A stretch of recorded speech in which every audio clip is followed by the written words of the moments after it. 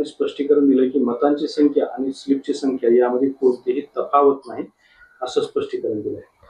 स्पष्टीकरण दिलं, परंतु सत्यता तशी नाही आहे. अनेक ठिकाणी 17क जो फॉर्म आहे त्याच्यामध्ये तफावत आहे. निवडणूक आयोग सरकारच्या हातचं बाहुलं बनलेलं आहे, त्यामुळे ते असं स्पष्टीकरण देणार. आणि जो काही शपथविधी आहे पुन्हा 48 तास लांबणीवर गेलाय आणि असे बरेचसे प्रश्न आहेत ते ज्वलंत आहेत.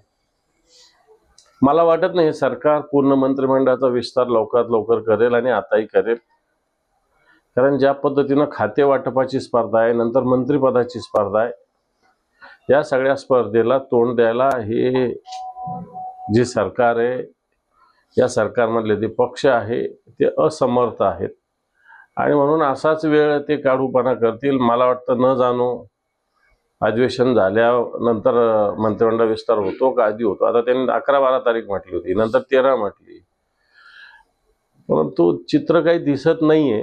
कारण खाते वाटपाचा प्रश्न आणि तिढा आताच्या घडीला मोठ्या प्रमाणावर या महाराष्ट्रात आहे. लाडक्या बहिणीचे नाराज होऊ शकतात आमदार ज्याला मंत्रिपद मिळालं नाही, त्यामुळे 2.5 वर्ष मंत्रिपद देण्याचा तोडगा. याला काही अर्थ नसतो. 2.5 वर्ष काढा, नाही तर 6-6 महिने काढा, नाही तर 3-3 महिने काढा, त्याने काही फरक पडत नसतो. कारण कोणतंच सरकार किंवा कोणताच पक्ष आपल्या सगळ्या सदस्यांना समाधानी ठेवू शकत. ते लाडक्या बहिणीच्या अर्जाची छाननी सुरू आहे आणि या छाननीत एकट्या पुणे जिल्ह्यामध्ये 10,000 बहिणी अपात्र ठरलेल्या आहेत. आम्ही आधीपासून सांगत आलेलो आहे की ही योजना फक्त निवडणुकीसाठीचा जुमला होता. जसं शेतकऱ्यांची जी योजना आहे पंतप्रधान सन्मान किसान सन्मान योजना, ही सुद्धा सुरुवातीला 1.25 कोटी लोकांपर्यंत होती या महाराष्ट्रातल्या 1.25 कोटी शेतकऱ्यांपर्यंत. आता ती 82 लाखापर्यंत आलेली आहे. आणि मला वाटतं तसंच चित्र लाडकी बहीण योजनेचं होईल.